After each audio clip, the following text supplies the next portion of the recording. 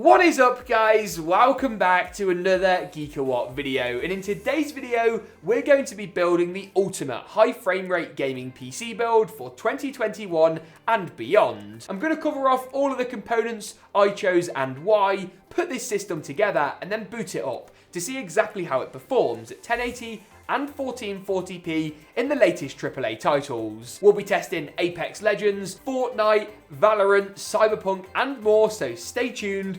But let's dive into it after a quick word from today's video sponsor. Ebuyer.com are your one-stop shop for all your PC component needs here in the UK. Check out the UK links to all the parts discussed in today's video listed in the description below at Ebuyer. And make sure to check out their in-house system builder, AlphaSync, built by Ebuyer.com's in-house experts who've got a range of RTX 3000 series systems available to buy right now. Check them out at the link in the description below, and a big thanks to Ebuyer for making today's video possible. We're going to kick today's build off by looking at the motherboard and trying to install as many components as we can before worrying about the case, the power supply and the graphics card a little bit later. This is the ASUS TUF Gaming B550M motherboard. It's a micro ATX motherboard, which is my personal favourite form factor. It comes crammed with all the features we could possibly want, including some pretty good cooling for our VRMs, with a bit of overclocking support for the latest Ryzen CPUs, all the way up to a Ryzen 9 5950X, if you can find one, which most people can't. You also have two M.2 slots for fast NVMe drives, support for our graphics card, and plenty of storage expandability. Crucially, the 4 RAM DIMM slots lets you install plenty of memory in a dual channel config, which is great for our Ryzen CPU. Speaking of which, the processor we've opted for in today's build is the Ryzen 5 3600. You might wonder why we've picked this CPU over AMD's new 5600X, for example. The 5600X is a great chip, but with around a $100 price premium over this 3600, we think this is the better choice if price to performance is what you're after. Plus, with graphics cards being quite so expensive in 2021, it's great to save as much money as you can when it comes to the CPU, leaving as much left for the graphics card as is humanly possible. With the processor installed, we need to do our memory next up, and this is where Corsair's new Vengeance Pro RGBS AL kit comes in. This is the successor to the Vengeance Pro, surprisingly, and is a really great value kit. You can get it in either 16 or 32 gig configs for this build, but I'm opting for a 16 gigabyte kit of 3600 MHz memory. Intel CPUs aren't really that bothered by the memory speed, but for Ryzen chips, it's really important. So grab yourself 2 DIMMs, 3600 MHz, whether it's Corsair or someone else, and you're going to be covered off quite nicely. And I'll link all the components mentioned today in the description below for latest pricing and availability. With the RAM installed, we can now go ahead and pop our storage in. And this is Seagate's Barracuda 510. Seagate have entered the SSD market in style, and over the last few years have proved themselves to be more than just a hard drive juggernaut. This is the Barracuda 510, my favourite value SSD choice out there. Despite its low price point, it does have some really fast NVMe speeds, around 3.5 gigabytes per second, which we tested on your screen now. It's not as fast as a Gen 4 drive, but it's simply overkill to go Gen 4 for a build where value is kind of the main prerogative. You really have got to love an M.2 drive. No wires, no power connectors, just pop it in the motherboard and you're good to go. With our motherboard assembly, as we're going to call it, basically as far as we can take it, it's about time we look at the case choice for today's system. Specifically, this is Cougar's MX660 RGB mesh. We love a good mesh case on the channel, and with some really nice RGB, this case is a great value option. I remember using Cougar cases years ago in my budget builds, so it's good to see them making a comeback here on the channel. You know what? I'm actually really digging this. With RGB fans at the front, a really nice mesh panel that's kind of honeycomb is going to be fantastic for airflow. You've got a legitimate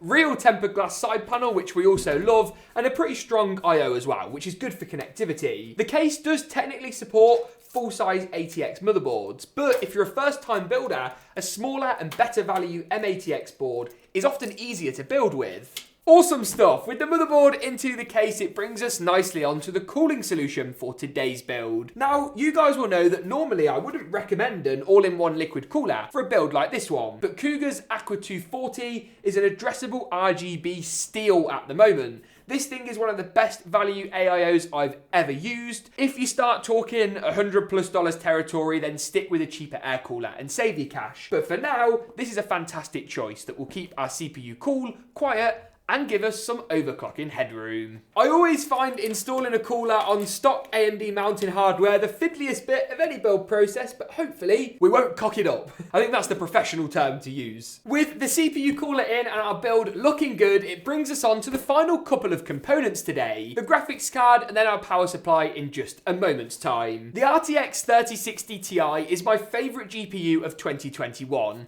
and here's why. The 3060 is a great budget option, but there is quite a big gap between it and the 3070, as you can see in our mega GPU comparison video in the card section now. The 3060Ti knocks very closely on the door of the 3070 with a lower TDP power requirement, lower recommended retail price, and actually slightly better availability. This Gigabyte Eagle OC card is about $10 more than MSRP, at least when retailers and resellers and scalpers aren't putting big margins on, which makes it an awesome value option. It's a beast of a GPU when it comes to 1440p high frame rate gaming and gives you even more FPS at 1080p if those are really the numbers you're after. As I say, I think this Gigabyte card looks fantastic. In 2021, it sort of goes without saying, whatever 3060 Ti you can pick up at a price you guys are comfortable with is going to be a good shout. But this is my favourite 3060 Ti to date, and you can read our full review of it in the card section now. 8GB of GDDR6 memory, support for DLSS, NVIDIA's great AI-backed resolution scaler,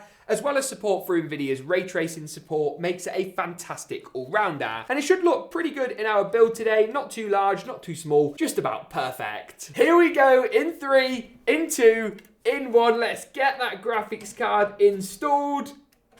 That is what you call a satisfying sound, and all we need to do is get it screwed in to make sure it doesn't, wobble anywhere, and then get everything in our system powered up today. And that's where this comes in. It's Cooler Master's MWE Gold 650 V2 power supply, which I'm guessing is slightly better than V1. It's fully modular, meaning you only plug in the cables you need, and with a super efficient 80+ gold certification, you really can't go wrong. And with that, we're basically ready to boot our system up. Let's give it a quick go and see if it will turn on first time or not. In 3, in 2, in 1.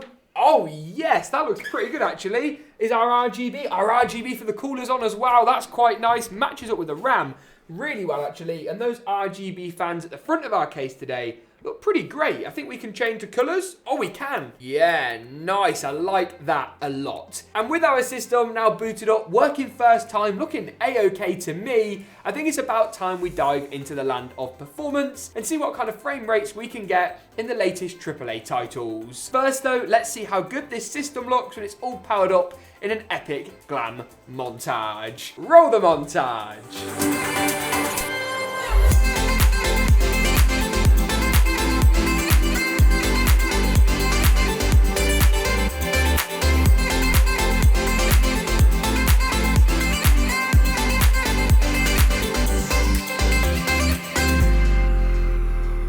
Awesome stuff. Now we've put this system together and booted it up, let's take a dive into the land of performance and see what kind of gaming FPS numbers we're able to get on this system. On your screen now is a summary, a snapshot view of all the titles we tested out alongside FPS and temperature numbers. So you guys can evaluate just how good the Cougar cooler is and how good our graphics card is at staying nice and cool. If you'd like to see the full unedited benchmark runs for all the titles, check out that playlist in the card section now. But for now, let's take a look at some of our focus titles, kicking things off with GTA 5. At 1440p high settings, we got 105 FPS on average, tested in the game's inbuilt benchmarking mode, with 95 and 82 for the 90 and 99th percentile results. All of our numbers are tested with both NVIDIA FrameView and MSI Afterburner's RevaTuner software. Call of Duty's Black Ops Cold War is next, specifically the Zombies mode, and here at 1440p high settings we got 128 FPS on average, with 108 and 99 for the 90 and the 99th percentile results. This is tested in the Zombies multiplayer mode to give you guys some really realistic results, and personally I think the game looked great. Talking of titles that look great, Apex Legends is the next game we tested out today. At 1440p high settings with our FPS toggle set to unlimited in the Origin in-game launcher, top tip for you guys on that one, we got a pretty fantastic 124 FPS on average. Don't worry, the 90 and 99th percentile results were also solid at 109 and 95, meaning your FPS is always top tier in Apex Legends. Valorant is the next game we tried out today, probably the easiest game on our list, but still a very popular title in 2021. At 1440p high settings, we got over 200 FPS on average. And while the kind of more modern CSGO-like graphics definitely don't stretch this system too much, it's still impressive to see. One game that does test this system to the absolute max though is Cyberpunk 2077. We did a dedicated build guide on this game, giving you guys some top performance hints and tips, and you can find that video in the cards section now. Don't stress though, the system performed pretty well at 1440p medium settings with 68, 60 and 53 FPS for the average 90 and 99th percentile results, and some pretty good numbers to report here. Finally then, the last of our focus titles that puts the 3060 Ti through its paces is Fortnite. We tested this at both 1080p high and 1080p competitive settings. First off, at 1080p high, we got 114 FPS on average, with 105 and 99 for the 90 and the 99th percentile results, while jumping down to 1080p competitive boosted us up to around 164 FPS on those FPS numbers. Competitive settings is of course DLSS set to performance, with all our settings down to low except the render distance, which is tuned up to far.